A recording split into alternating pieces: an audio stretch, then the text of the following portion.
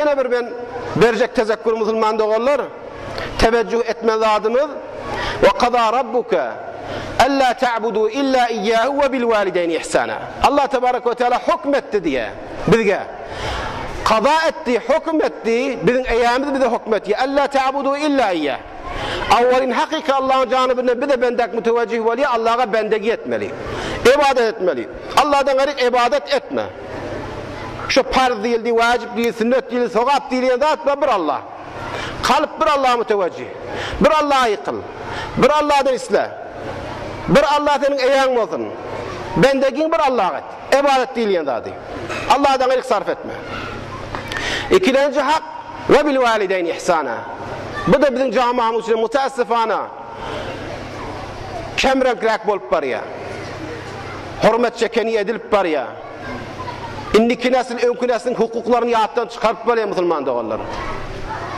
Yani dünyanın halatları şişirrek bolup gidiptir.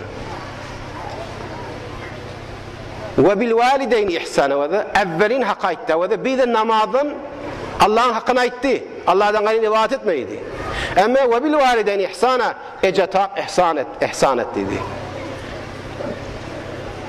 فإما يبلغن عندك الكبر أحدهما أو كلاهما فلا تقل لهما أف ولا تنهرهما. Eğer senin yanında bulup ecen ya atan ya ikisi yaşlılık hattını yetip çon yaşlı bolanna yürev yuqa valya ön veterenni vetermiye qinanmal da qinanaya sen nazarına işgal yok diye da işgalli muqadiyaya raftarın heyvara sencid etmeli teveccüh etmeli. فلا تقل لهما أف وذا إنك باركتنا أيت يا خدای تعالی أف deme diye. Yani bir in küçük fedike şonun yüreğine alçaqıyındır şonun aytma diye. Dik gözleme diye. Qanırılıp bakma, tüngörülme. Ve la tenherhuma keplanda qatırak keplap haykırama diye. Anırdakilerini koyuya, berdakiler ayt ya. Yara yüreği çalı ağıyacak rahatlarını ayt ya. Ve kullahuma kavlen kerime heyvara lütf, arameş bilen, edep bilen, haya bilen keple diye. Önemli senin aslın o. Senin rişen, senin düğümün, senin dünya gelmekliğine sebep olanın, senin Müslüman olmakliğine sebep olanın, senin dünyadan biraz 5 yıl cüyüme açtı deyip, ya 5 kira savudum ma deyip, ya ben dünyanın onu kârak gördüm deyip, ya şeklini libasım onu şikrak deyip, mebada Müslüman adam. Yani bu vazifeye İslami'den evvel vazife insani bir. Hayvan bilmeye ödeyecek adını. Ama insana Hudayi Teala şuur veriptir. Kafir de olabiliyor şimdi. Eğer insaniyetine qalanmasa. Ama eğer mahiyeti insaniyetinden, huviyetinden cüda verip kırılanmasa, yani mahiyet ve huviyeti insaniyetinden ayrılanmasa o insanlıktan çıkıptır o. O ecahatını bilmez. Hem bir vazife insani, ondan sonra sen eğer Allah'ın buyuran pardı.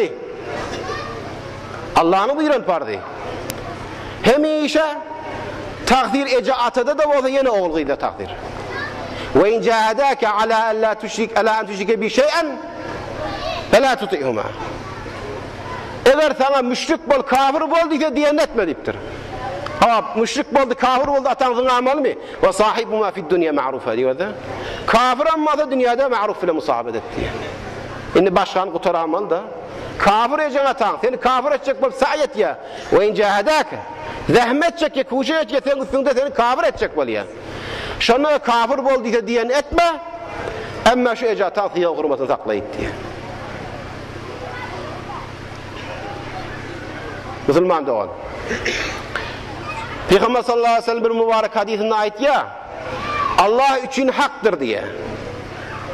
Allah için haktır diye. Bir mazlumun Hudayi Teala ahını koymaz diye. Tutar diye zulmeden adamı. Yetimin ahını koymaz, yetimin hakkını yiyen adam, zulmeden adam tutar diye. Ecatan nereden adam dünyada vermeli Müslüman da onu. Hükmen vermeli. Ummuka cennetuka. فَاِنْ شِئْتَ فَحْفَذْهَا وَاِنْ شِئْتَ فَضَيِّعْهَا. Ecen senin cennetin diye. Sakladın da sakla, cennetin elden verecek olan ver diye. Dünya ahiretin saati şonda Müslüman da olan. Hatta ece atasını narazı eden adam ahir demde imansız mı geçer deyiptir. İman aklına gelmez deyiptir. Eğer Müslüman da olan kutahi eden olsak, ayet günü, Sen barıp bir emmecan isen, dedecan isen yüreği deri ayanak bolup gitjek. Näde var gıynanan amma da hemmen af etjek. Meger eje atanı sizden başga näme sermaýe musulman dogan. Eje atan oğluydan başga sermaýe yok ki. Dünyada size gowanya, ahirette size gowanjak. Hazreti Umar'ın ýanyna bir adam geldi. Ya Emirel Müminin idi. Emmetin arkasına alıptır. Hac edip dämit Beytullah'ın taşında aylap duran bolmaly. O terp ýöke arkasında da emmeti bolmaly. Ya Emirel Müminin, ejem hakkını yerine getirdin mi qadi diye. Onda diýdi ýok diýdi. Sen hiç açan emmen atan hakkını yerine getirilmerin diýdi. Ýöne razy etsen bolar diýdi. Emmen diýdi sen arkasında öterip duran wagtynda begenip hoş bolup öterýärdi. Hawa gowresine öterdi, kujagyna öterdi emmen atan. Bu ulazın men muňa dämi bu kalkynsın erti kun men muňa gowanayn diýip öterdi. Bu haçan öler qadipsen bidarlap öterip ýaň diýdi. Sen öterşiň bilen öterşken fark eder diýdi. O etip bermedi her iş etdim diýdi. Ýa-ni diýdi garat hyzmat edip diýdi. Sen öterende haçan bu öler qadinar qadip öterýän diýdi. O öterende sen begenip ýörýäniň berjek, ulalanyň berjek, öýleneniň berjek, öýli bolanyň berjek. Saňa gowanjak, byýdanjak, kalkynanyň berjek senin. Hiç açan yetip bolmaz diye. Ejata özü şem bolup ýanyň musulmandyga näme üçin biziň zendegimizde ışık berjek bolýar. Başga hiç zady yok ki. Kim bu özü iymiye? Oğlanlaryny gyýlaryna ýedirýär. O Tehran ýanak ýerde işleýär. Bu ýerde taýhançylyk etýär, dükançylyk etýär, şoförlük etýär. Özü ýanyňa oğlanlar asaşdy ýaşasy, okutýar. Talibül ilm etýär, medresede okutýar. Bu da 2 günden sonra doğaların murtu çıkandan sonra bokurda ötüngörenden sonra sesi yoğunandan sonra beýrek bakıp keplese bu bir dinden edel, insaniyetten edel musulman doğan.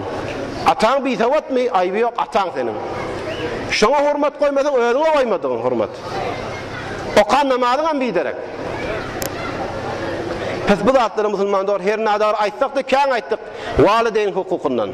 Men özüm ýaşym lokan bolmasa da gördüm bir adam bana aýtdy bir ulamalardan biri palani atasyny vurdu diýdi.